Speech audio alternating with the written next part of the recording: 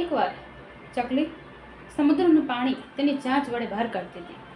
આ જોઈ કાગડાને આશ્ચર્ય થયો અને તે ફટાફટ આવ્યું અને પૂછ્યું, હે ચકલી, આ શું કરે છે તું? ચકલીએ કીધું, મારા બચ્ચા સમુદ્રએ લઈ લીધા છે, માટે હું તેનું પાણી બહાર કાઢું છું. કાગડાને હસવું આવ્યું અને એને કીધું, ચકલી, તારી 7 પેઢી પણ આવી જશે ને તો પણ આ નહીં કરી શકે. ચકલીએ કીધું, ભાઈ, સલાહ નહીં આપી શકો તો સાથ આપો. આમ એક એક કરતા બધાય પક્ષીઓ આવવા લાગ્યા. આ જોઈ ભગવાન વિષ્ણુનું વાહન ગરુડ પણ આવવા લાગ્યું. ગરુડને જાતા જોઈ શ્રી હરિએ કીધું,